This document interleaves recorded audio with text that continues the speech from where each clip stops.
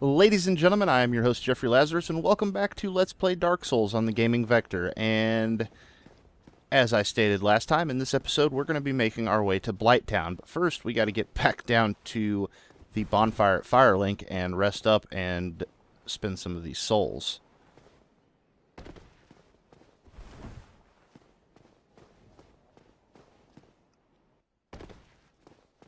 So let's get down to the bonfire first, so that we can actually get our souls back. Also, or get our souls back. Get our Estus back. Also, you can see another player resting there, so apparently there are some people online today. Also, if you remember in the last episode, I forgot to turn off my notifications, and I still haven't done so, so hopefully we won't have anybody popping online, but what we're going to do first is talk to Laurentius here, and we're going to modify our Pyromancy Flame further. Now, this is my personal preference. I like to get it up as high as possible before going down to Blighttown. It is not necessary. You could also spend those points on stat improvements, which I may... I don't need to take attunement yet. Let's go ahead and get... I can get one stat up. What do I want to get up? I think probably dexterity? No. We're going to continue boosting vitality, endurance, and dexterity pretty evenly. We'll put a few points in attunement later on because we will get some good spells. So now, what we're going to want to do before we go anywhere... We have our Estus, we have our Humanity. We need to make sure that we have... Oh boy, this could be bad. We need to make sure we have purple moss clumps. Blooming purple moss clumps would also be extremely helpful, but we don't have any, and I'm not going to go and farm them right now, so here's hoping things don't go terribly, terribly wrong. Alright, so what we're going to want to do now is, if you remember where we actually got the... What was it called? Also, I can't remember if I talked to Lautrec for you guys. Ah, hello there. I have your reward. Please, accept it. I am grateful to you for freeing me. Not enough for you? Well, let's not be greedy now.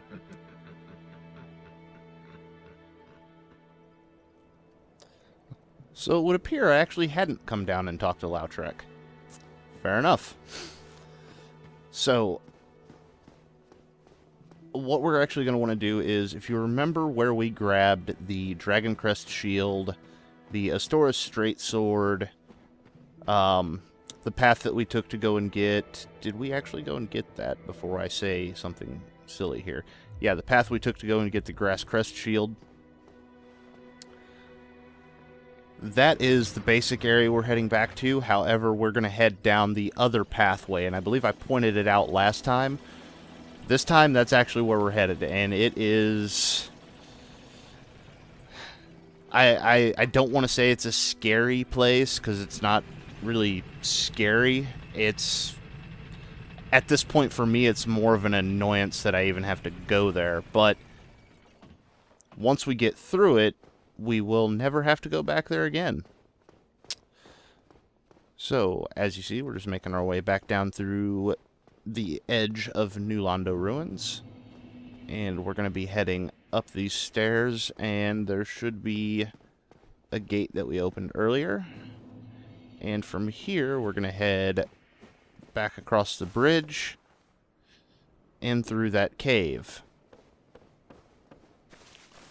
So, in this cave, we're going to encounter some new enemies, and also you can see, like, the environment, the lighting and everything, just immediately changes when you get in there, and it becomes grim and dark and dank and just a nasty place.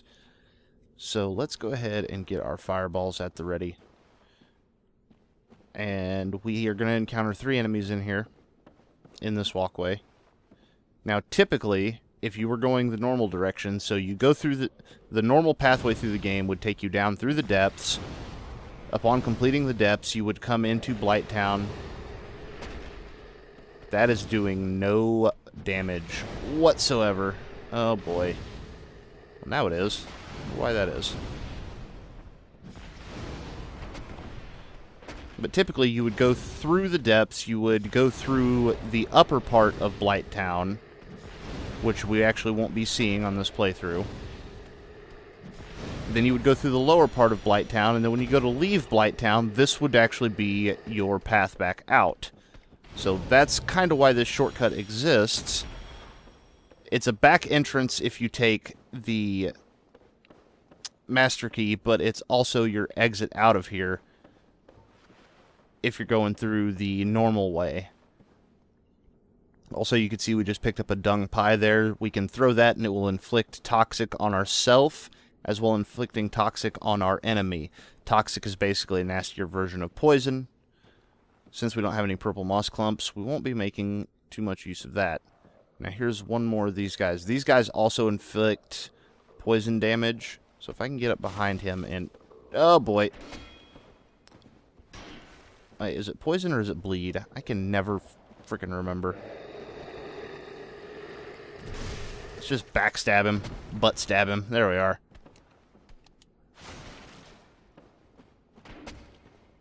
So our two-handed right trigger attack, our two-handed heavy attack's doing almost as much damage as the backstab did. Oh boy! Wow, I just ate the giant club right to the face. Also, you can get these guys' weapon if you're going for a strength character. Not a bad pickup. Let's just kill this dude. Thank you. Die. No item. Interesting. So, continuing to move on. That is the last of those guys we'll have to deal with. Now, we're going to head, and as you can see, we're in Blighttown. But if you go the typical way through Upper Blighttown, there are a few items you can grab along the way. There is a shield. Like I say, I'm not going through Upper Blighttown because I hate this place. So, but there is the Eagle Shield, which is actually a really good shield. It's got really high stability. There is a whip, which is kind of a useless weapon, except for the fact that there's no way to parry it. There is the Shadow Set, which basically makes you look like a ninja. Super cool if that's what you're going for. And I think there's a few soul consumables, as well as there's another katana up there. The Ayato, I believe it is called. Oh, now these guys right here are why Blighttown is super annoying. Well, part of it. There we are. Say, if you see these little mosquito things, these ones are actually glitching through the floor, which is okay, because it means I can kill them without them being able to attack me. But there's a bunch of them down here, and they come at you from every direction. They just kind of swarm on you. We're just going to make our way down these ladders. And as I've said before, caution is usually a good thing in Dark Souls. In this case, we actually want to head down these ladders fairly quickly, because I don't know if you saw it there, but there's actually darts being fired at us. Also, there's another mosquito thing. Please die. Thank you. Ah, crap. Okay, we've been toxified. So, there's some enemies over there with dart guns. They shoot toxic darts at you, and it will inflict toxin on you, which, as I stated earlier, is a nastier version of poison. So, we need to make our way to the bonfire very, very quickly. Also, if this crag spider would get off of me. Those crag spiders, they're not... they are dangerous. So don't let me... Don't get fooled and think that they're not dangerous because I'm cutting them down in 2 hits. They breathe fire and they can do a substantial amount of damage. So we're just going to basically rush towards this bonfire, which means we're going to run past a couple of enemies, because I'd really rather not die if I can help it. Not after making it this far down. So we're going to rush past the crag spider. And there you can see we're actually getting poisoned when we step in the water. And right on the left here is the bonfire. Yes. Now if I can get rested before the enemies come too close. Fantastic, okay. So now we've made it to the lower Blighttown bonfire. And we're actually really close to the boss. But we're really close to a couple of other things too. So, first things first, we're going to come in here and pop open this chest. No, not read the message. Open the chest. As we open the chest, we are going to find a dragon scale. So, dragon scales can be used to upgrade basically dragon weapons. So, there are dragon weapons throughout the game, such as there's a dragon axe, there's a drake sword. I'm trying to remember what other ones there are. Possibly the Moonlight Greatsword. All these different dragon weapons, that's the stuff you need in order to upgrade those. Now, the next thing I'm going to do is use a Twin Humanities, because I will need 2 to kindle this bonfire. Whoops. We do not have the points to level up, so let's reverse hollowing first of all. Because I actually do want to be human in this area, because there is an NPC that we can summon for the boss, and maybe we'll get another player as well. Although I'm not seeing any summoning signs, so that looks rather unlikely. Not too surprising, being that I'm playing on a Thursday afternoon. Oh, there's actually a summon sign right there that just disappeared. So, what we are going to do first and foremost is head out here to the right. And we're going to cut down this crag spider. Oh! I thought he was dead. Not cool, spider. And there we can see Dark Spirit Man-Eater Mildred has invaded. So this is one of the NPC invasions that you can encounter. And this is one of the ones, well actually all of them, you want to kill them.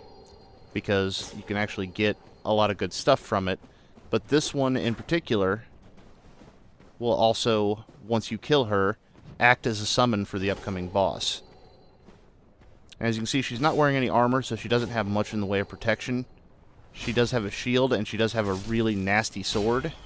Oh, wow. And she fights a lot like the butchers from the depths. Which leads me to believe that it is entirely possible that Mildred went hollow and ended up becoming one of those butchers. Also, I'm not really liking the mosquitoes getting into the fight here, too. Oh, that actually worked rather well. Oh, she kicked me. No, quit with your giant butcher sword. Oh, boy. Okay, kill the mosquito. And, oh, we downed her in the same shot. Very nice. Now, we will retrieve her power. And we will gain 3 humanity and her butcher's knife. And then we will be bum-rushed by stupid mosquito bugs. Die, you bastard. As you can see, these things also inflict poison damage. Everything down here, basically. Not everything. Almost everything down here is poisonous. So we're going to head back to the bonfire. Oh, some summon signs. Perhaps we will get some jolly cooperation. Let's boost our endurance. Let's boost our dexterity. You see, I'm just doing a pretty even build right now because I don't need the points in dexterity to wield any particular weapon anymore, but they are giving me a slight damage boost every time I level it up. So let's see. Oh, the summon sign disappeared. Boo. So just waiting around, seeing if we can't get another summon. Let's try summoning this guy. Is that a Gravelord sword? I believe it is. This guy is actually... He's probably two-handing his weapon, and he's pretty kitted out for where we are.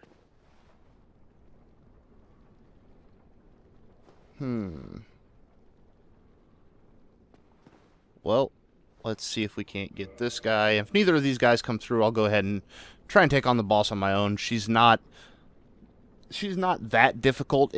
The first time I came through here, it was kind of a sticking point for me, but after having taken her down the first couple of times, it's really not that difficult anymore. It's just really a matter of, number one, you kind of need at least another character with you, even if it is just the NPC, so that you can split damage. Or not split damage, but split her attention. So our first summoning failed, but we did get our lovely Sunbro here. So let's just give him a bow. Yes, sir. Now, shall we make our way to the boss, friend? I believe we shall. Also, yeah. Okay. Yep, we're good. Let's roll. Now, what we're basically going to do here is kind of hug this right-hand side wall most of the way through the area.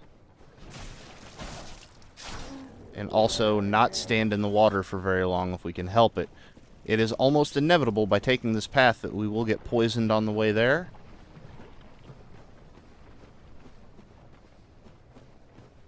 But, being that we have the purple moss clump, we will be able to mitigate that poison.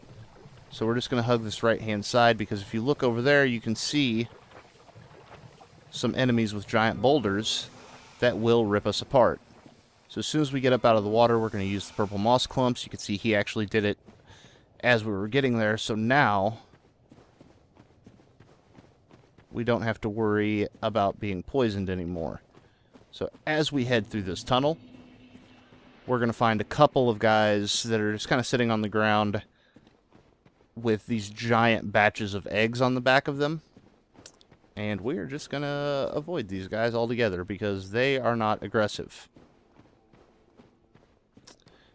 And down at the bottom, we should find the summon sign for Maneater Mildred. So we'll summon her up real quick. There he is, giving the praise the sun gesture. What can I do? What can I do?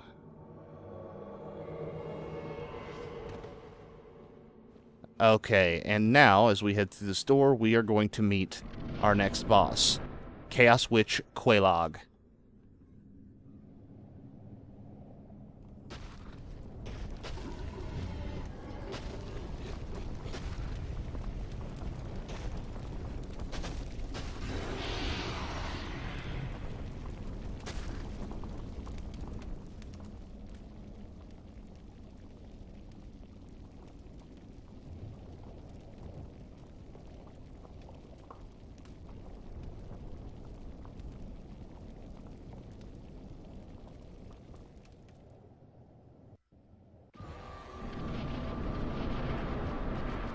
Now, what we want to do with Quelaag here is divide her attention when we can, and also avoid that attack right there.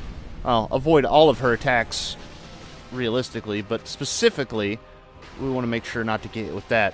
Oh, and our friend over here, like a true sunlight warrior, throwing lightning spears. Good man. Oh, okay, so we took a little bit of damage there. We're just going to step back, heal up, let them grab the aggro off of her. And we want to be careful about the lava, not to step into it. It will dissipate over time. We just need to give it time to do so. In the meantime, I'm going to hack away at her ass. Oh, hi, Quelaag. You get mad at me? You can see Mildred doing a little bit of damage. This is why it really benefits to have multiple people against this boss. It's because if you can divide her attention, she can't focus you down. I wish I could get in there and get some more strikes in, but I don't want to end up accidentally in that lava, because if I die, then we fail, flat out. If my phantoms die, which, don't get me wrong, I don't want them to die either.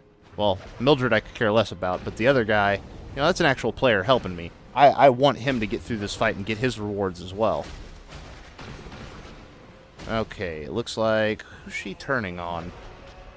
She's just swinging randomly at this point. Whoa! Alright. Dark Souls shows me something new every day. I have never seen that attack before. I have seen that one, though. Her little leg stomp attack. Yeah. Whoa. Alright. Oh yeah, this is pretty much gravy at this point. Just get in there and cut her down. Oh, she jumped over, almost made me back up into the fire. And that should be Quelaag downed.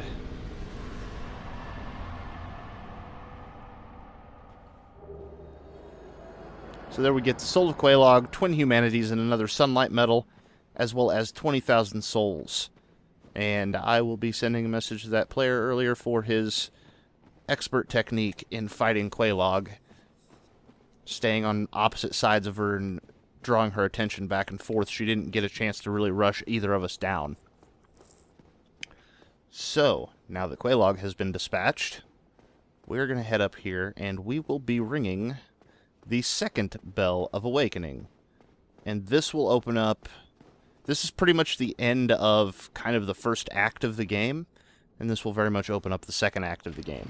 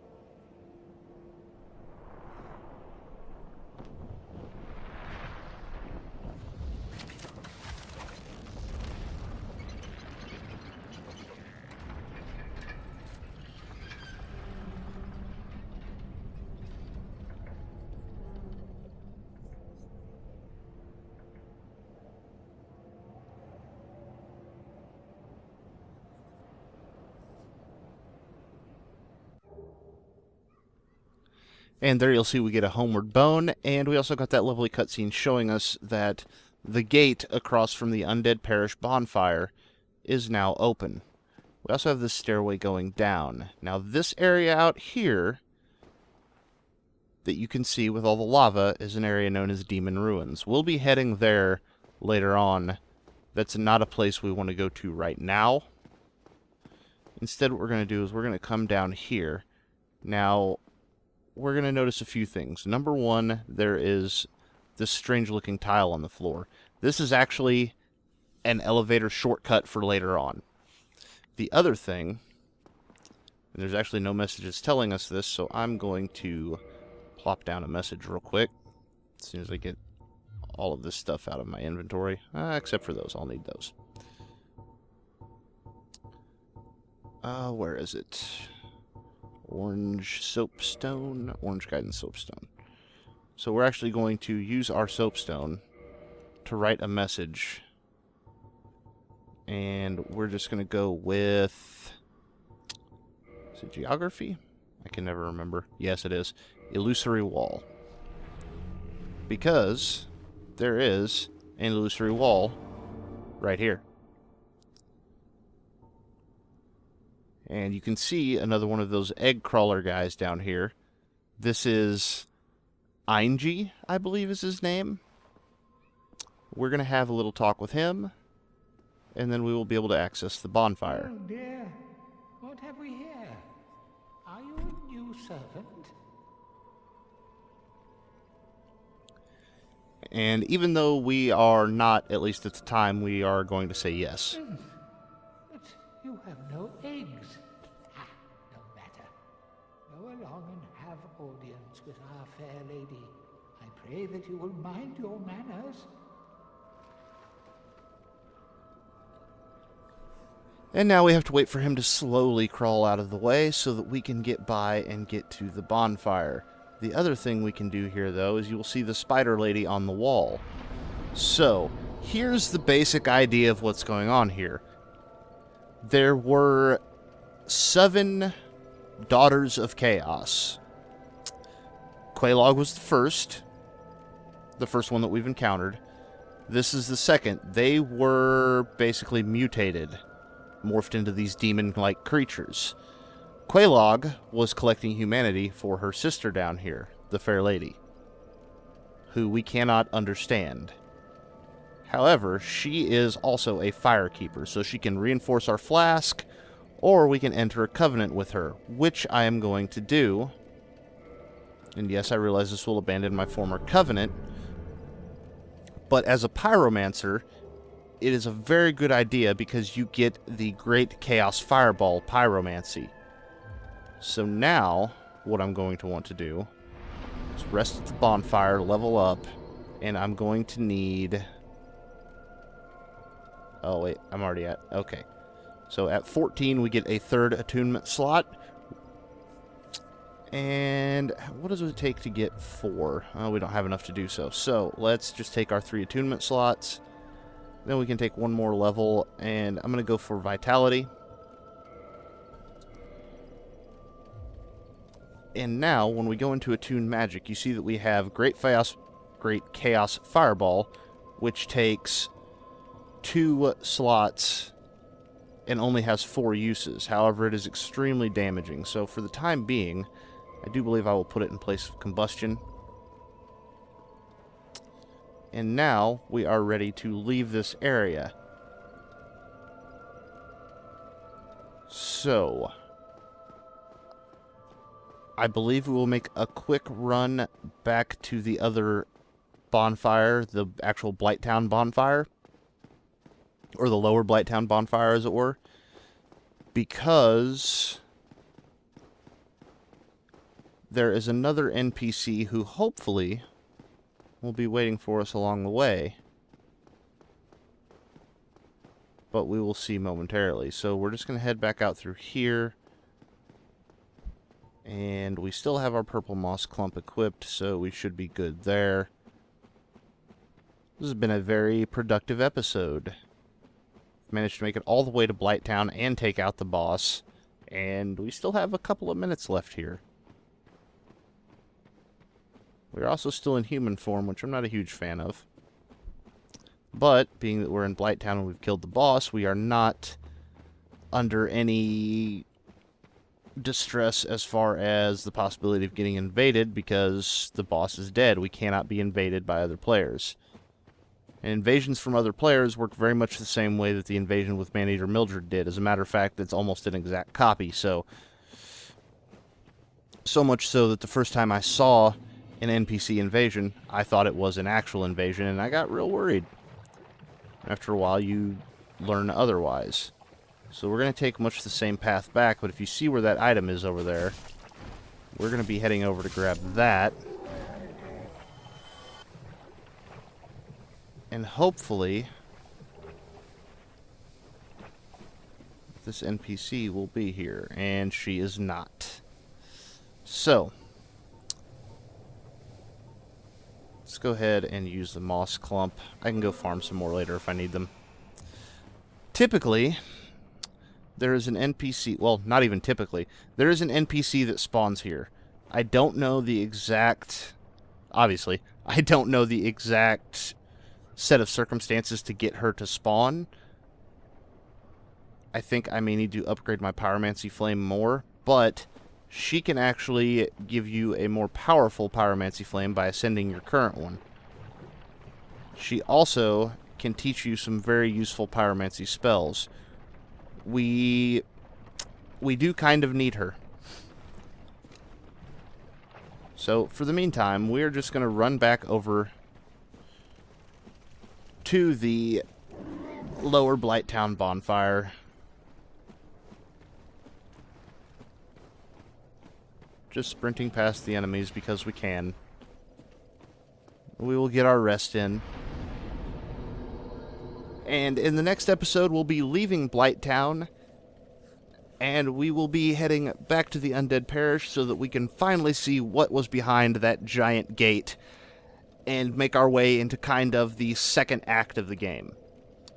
So, with that said, I have been your host, Jeffrey Lazarus, and thank you for watching.